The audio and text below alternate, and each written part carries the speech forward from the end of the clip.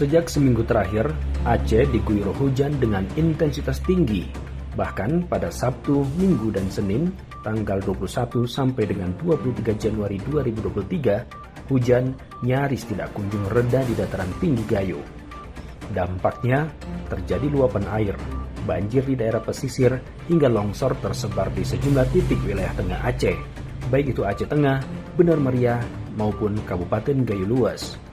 Badan Penanggulangan Bencana Daerah di 3 kabupaten tersebut kewalahan dengan banjirnya laporan bencana alam yang terjadi di sejumlah kecamatan dan desa.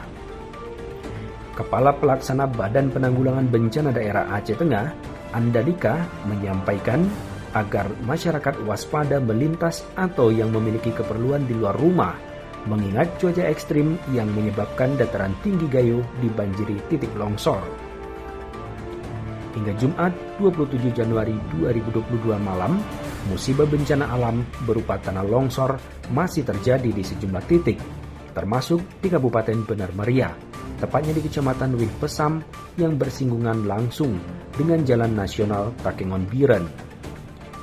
Badan Penanggulangan Bencana Benar Meriah yang mendapat laporan langsung mengambil tindakan dengan mengerahkan alat berat dan menyingkirkan material longsor yang menutupi badan jalan nasional tersebut.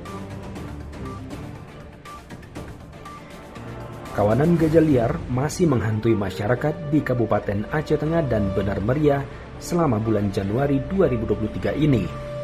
Daerah yang kerap disatroni kawanan hewan berbadan besar itu adalah Desa Karang Ampar dan Desa Bergang Kecamatan Ketol serta Kecamatan Pinturi Megayo Kabupaten Benar Meriah. Warga di Kecamatan Ketol Kabupaten Aceh Tengah mengeluhkan kawanan gajah liar yang masih masuk perkebunan dan merusak tanaman. Warga Karang Ampar menyampaikan bahwa kawanan gajah masih berada di perkebunan sehingga banyak tanaman rusak dan berdampak pada perekonomian. Warga yang saat ini bersinggungan dengan gajah liar itu menunggu tindak lanjut atau perhatian pemerintah. Kepala Badan Kependudukan dan Keluarga Berencana Nasional Republik Indonesia, Hasto Wardoyo, melakukan kunjungan kerja ke Kabupaten Benar Meriah pada 12 Januari 2023. Adapun kegiatan Kepala BKKBN Republik Indonesia tersebut di Benar Meriah mengikuti acara tausiah di Masjid Agung Babu Salam Simpang 3 Redelung, kemudian mengunjungi klinik pelayanan KB di Puskesmas Simpang 3 dan mengisi seminar dengan tema Membangun Keluarga Sejahtera dan Pencegahan Stunting di Gedung Olahraga dan Seni GOR setempat. Dalam kesempatan tersebut, Hasto mengapresiasi berbagai program yang telah dilakukan pemerintah Kabupaten Benar Meriah. Salah satunya Bapak Asuh Anak Stunting yang melibatkan seluruh organisasi perangkat daerah atau OPD dan sejumlah instansi vertikal untuk menjadi Bapak Asuh bagi kampung-kampung di kabupaten tersebut. Persiapan untuk pemilu tahun 2024 terus dipersiapkan oleh penyelenggara. Dalam hal ini, Komisi Independen Pemilihan baik di Kabupaten Aceh Tengah, Benar Meriah, dan Gayo Luas. Untuk Kabupaten Aceh Tengah, persiapan sudah mulai tampak seiring dengan KIP Aceh Tengah melantik 885 anggota Panitia Pemungutan Suara atau PPS. PPS itu nantinya akan ditugaskan ke 295 desa di Aceh Tengah. Masing-masing desa ditempatkan 3 orang PPS. KIP juga menetapkan 885 orang sebagai cadangan anggota PPS Aceh Tengah. Sebelumnya, KIP Aceh Tengah membuka pendaftaran PPS dari tanggal 18 sampai dengan 27 Desember 2022. Pendaftarannya melalui aplikasi Sistem Informasi Anggota KPU dan Badan Ad Hoc. Sementara Ketua KIP Kabupaten Benar Meriah Khairul Akhyar menyampaikan ada 696 anggota PPS yang dilantik di daerah tersebut. Mereka ditempatkan di 232 kampung yang ada di wilayah Kabupaten Benar Meriah. Masing-masing kampung akan diisi oleh 3 orang anggota PPS. Anggota PPS yang dilantik tersebut bertugas pada pemilu 2024 untuk pemilihan anggota DPR RI, DPRD Provinsi dan Kabupaten Kota. Tanggal 14 Februari 2024 dan pemilihan Presiden dan Wakil Presiden serta Pilkada serentak, baik Gubernur, Wakil Gubernur, Bupati, Wakil Bupati, dan Wali Kota, Wakil Wali Kota pada tanggal 27 November 2024.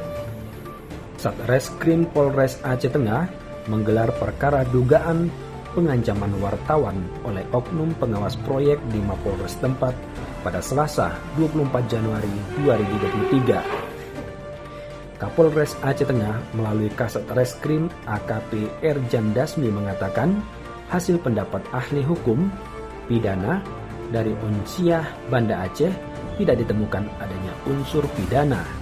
Dari saksi-saksi yang dimintai keterangan, kata Kasat Reskrim, juga tidak satupun yang mengarah kepada pengancaman pembunuhan. Selanjutnya, kata Kasat, pihaknya masih menunggu pendapat dari jajaran. Jika tidak memenuhi unsur, perkara ini akan dihentikan. Jurnalisa yang mengaku diancam oknum pengawas proyek itu mengaku akan bersurat ke Kapolri melalui DPR RI asal Aceh dari Komisi 3. Rencana itu guna mempercepat pengusutan kasus tersebut. Jurnalisa mengaku diancam oleh 2 oknum pengawas proyek. Pengancaman itu terjadi di kediamannya pada pertengahan November 2022 setelah ia memberitakan pengerjaan proyek pasar di Kecamatan Ketol, Aceh Tengah. Ketua PWI Aceh Tengah, Wenyu Sri Rahman, masih menuntut polisi untuk memperdalam kasus itu. Polisi juga diminta menghadirkan tim advokasi dari PWI Pusat dan Dewan Pers. Hematnya, ahli pidana yang diminta pendapat oleh polisi dalam kasus dugaan pengancaman terhadap jurnalisa berasal dari ahli hukum pidana ekonomi dari Unsiah. Kementerian Perhubungan membangun fasilitas terminal kargo di Bandara Rembele Benar Meriah. Pembangunan tersebut pada masa pandemi tahun 2021. Harapannya, dengan adanya kargo, hasil bumi bisa diekspor hingga ke luar negeri. Rencana tersebut telah disambut baik oleh Trigana Air. PT Trigana Air berminat untuk melakukan angkutan kargo udara dari Bandara Rembele dengan tujuan domestik maupun luar negeri. Support and Revenue Control Manager PT Trigana Air, Eko Budi Gunarto, menyampaikan dalam waktu dekat akan melakukan profile flight di Bandara Rembele. Eko bersedia melakukan pengangkutan kargo atau barang dari Bandara Rembele dengan syarat tonase kargo sekali angkut tersedia minimal 8.000 kg dengan perkiraan ongkos rute Rembele Jakarta sebesar 12.500 sampai dengan Rp15.000 per kilogram dan mampu melayani jumlah frekuensi penerbangan sesuai dengan jumlah barang yang diangkut sampai 7 kali dalam seminggu.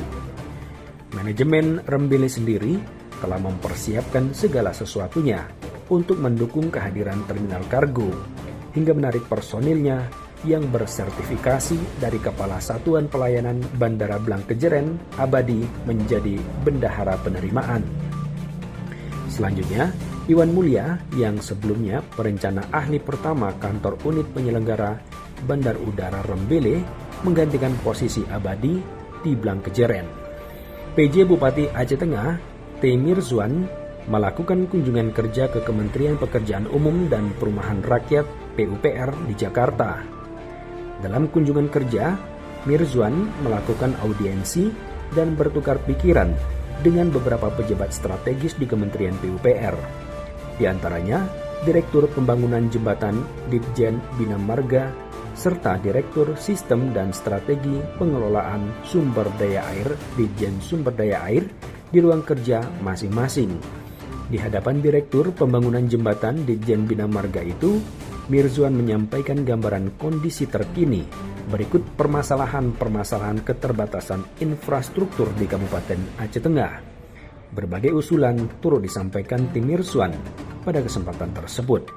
Di antaranya, mengenai keberlanjutan pembangunan jembatan Uning serta gagasan pembangunan infrastruktur pendukung pariwisata di Kabupaten Aceh Tengah, seperti pembuatan jembatan gantung kaca di daerah tersebut. Aceh Tengah untuk pertama kali melaksanakan kegiatan Car Free Day pada 29 Januari 2023. Kegiatan perdana ini dimeriahkan dengan sejumlah kegiatan seperti pentas seni, festival kuliner, hingga senam. Radio Republik Indonesia dalam mendukung kegiatan tersebut menghadirkan studio mini yang digunakan untuk siaran luar studio. Masyarakat dapat berpartisipasi dalam penyiaran, khususnya berbincang tentang UMKM dan kegiatan Car Free Day. Adapun lokasi, Jalan Lebikada Rio Sudarso atau ruas jalan di depan pendopo ke Mapolres hingga Gedung Olah Seni Takengon